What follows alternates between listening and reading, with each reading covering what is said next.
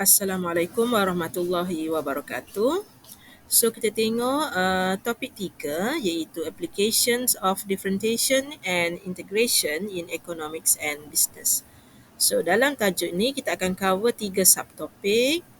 Yang pertama 3.1 kita akan memperkenalkan tentang yang pertama price ataupun demand. Lepas tu fungsi revenue, cost dan juga profit functions. Itu yang pertama, pengenalan dahulu. Kemudian 3.2 kita akan cuba buat tentang maximum revenue, minimum cost dan juga maximum profit.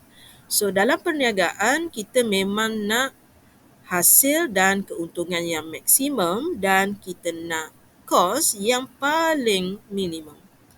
Okey, 3.3 kita akan pergi kepada lukisan kelok penawaran dan juga kelok permintaan, dan daripada situ kita akan cuba mencari lebihan pengguna dan juga lebihan pengeluar, consumer surplus and producer surplus. Okey, kita pergi yang pertama untuk price. Okey, nama lain price adalah demand function. Okey, so dalam sesuatu perniagaan memang kita tetapkan harga untuk satu unit bagi barangan yang kita jual ataupun barangan yang dibeli. Mesti ada penetapan harga barang. Kemudian untuk fungsi hasil ni sebenarnya kita boleh dapatkan daripada fungsi price, di mana hasil bersamaan dengan price darab dengan kuantiti barang. So dalam bidang ekonomi ini sebenarnya pelajar dua lah, mungkin dia nak buat dalam kuantiti dalam sebutan X, dan mungkin juga pelajar nak buat kuantiti dalam sebutan Q, iaitu RQ sama dengan price darab dengan bilangan kuantiti. Boleh juga. Okey, untuk mencari tentang average revenue ni nama lainnya adalah price function. Okey, cara nak mencarinya ialah apabila kita ambil fungsi hasil, kita bahagi dengan X. Automatik sebenarnya nilai yang kita dapat nanti bersamaan dengan fungsi harga. Okey, kita pergi kepada nota yang keempat, kita nak cerita pasal kos. Okey, bila bercerita pasal kos, sama ada si X ataupun si Q, kita boleh juga tulis sebagai CQ. Okey, terdiri daripada gabungan variable cost tambah dengan kos tetap. Okey, di mana kos tetap ni berlaku apabila no unit of products produce. Kalau kita nak tahu bila nak dapatkan kos tetap ni senang saja. Kita gantikan kuantiti dengan kosong dan kita akan dapat nilai RM kos tetap tersebut. Okey. Nota nombor 5, kita pergi kepada average cost, iaitu bila sebut pasal average, kita tengok kos penghasilan dan kita bahagi dengan bilangan kuantiti. Okey, kita akan dapat kos purata ataupun average cost function. Okey. Setelah kita belajar tentang kos dan juga tentang revenue, sebenarnya kita akan dapat menerbitkan fungsi bagi untung, di mana dalam bidang ekonomi kita belajar untung bersamaan dengan hasil tolak dengan belanja. Itu dalam bidang ekonomi. Dalam bidang matematik, kita akan kata untung bersamaan dengan hasil. Fungsi hasil tolak dengan fungsi kos. Kita rujuk example 1 untuk kita kaji balik teori-teori yang kita belajar sebelum ni. So, yang pertama, Maida nak jawab soalan A. Dia bertanyakan tentang fixed cost. Untuk fixed cost, kita dah belajar, kita akan menggantikan nilai X dengan kosong. Jadi, awak akan dapat 50 tambah 10 darab kosong tolak 0.1 kosong kuasa 2 dan nilainya bersamaan dengan RM50. Jadi kos tetap bagi fungsi di atas adalah RM50. Kemudian untuk soalan B, kita nak kira tentang kos purata. Kos purata iaitu kita ambil kos 50 tambah 10x tolak 0.1x kuasa 2, kita bahagikan dengan nilai kuantiti iaitu x.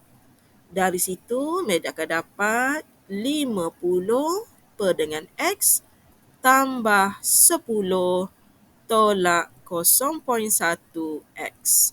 Okey, ini adalah the average cost function dan daripada situ kita akan dapat mencari average dan kuantitinya adalah 12 bersamaan dengan 50 per dengan 12 tambah dengan 10 tolak 0.1 darab dengan 12. Okey, Maida ambil kalkulator sekejap.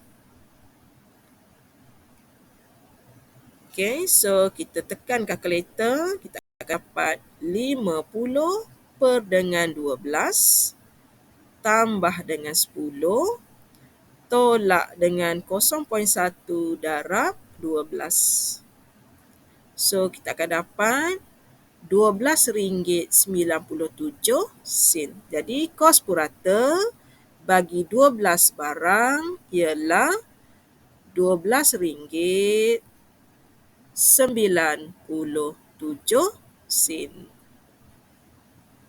Okay?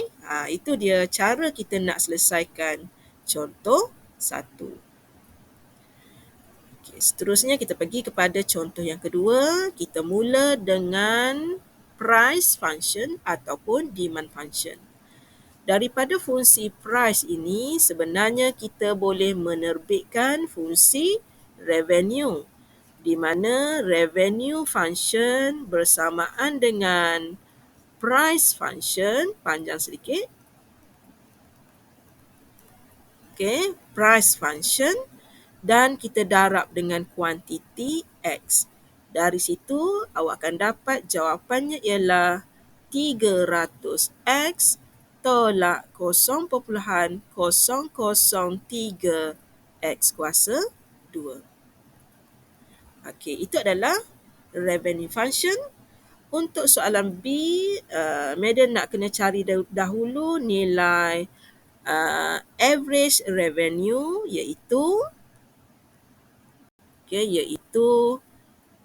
300X tolak 0.003X kuasa 2 dan kita kena bahagikan dengan X. Maida bagi seorang satu pun tak apa. Jadi kat sini awak akan dapat 300 tolak 0.003X. Dan soalan minta kita mencari purata untuk 100 barang. Jadi kita akan dapat 300 tolak 0.003 darab 100. So kita tengok berapakah hasilnya. Hasil puratanya ialah 300 tolak 0.03 darab, ada satu lagi kosong, 03 darab dengan 100. Okey, jadi jawapan kita ialah RM299.30. Okey, itu jawapan bagi example 2. Seterusnya, Maida pergi kepada example 3.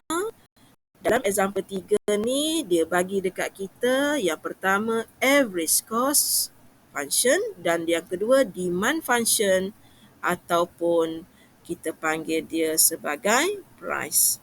So, madam keluarkan dahulu nilai kita cari cost function.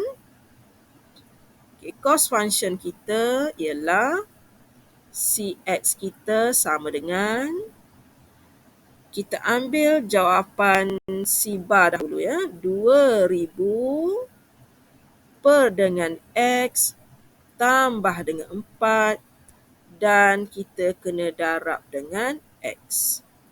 Okey, daripada situ kita akan dapat cost function kita 2000 tambah 4X. Okey, selesai soalan yang pertama. Yang kedua, tadi kita cari cost function. Lepas tu dia nak cari revenue function. So, untuk revenue function, kita akan dapat daripada price. So, revenue sama dengan fungsi price kita 40 tolak 0.002X dan madam kena darab dengan kuantitinya X. Okay, so awak akan dapat 40X tolak 0.002 X kuasa 2. Okay, kita dah cari cost, kita dah cari revenue dan akhirnya kita boleh cari fungsi bagi profit. Okay, so kita besarkan sedikit. So, untuk mencari profit sama dengan revenue tolak dengan cost. Di mana revenue kita ialah 40X tolak 0.002X kuasa 2 tolak dengan cost. Cost kita letak dalam kurungan 2000 tambah dengan 4X. Okey, madam mula buka kurungan, madam akan dapat 40X tolak 0.002X kuasa 2 tolak 2000 tolak 4X. Jadi awak akan dapat jawapan negatif 0.002X kuasa 2 tambah 36X tolak 2000. Okey, selesai soalan example 3. Okey, so episod kedua nanti kita akan sambung tajuk 3.2 iaitu maximum revenue, minimum cost dan juga maximum profit.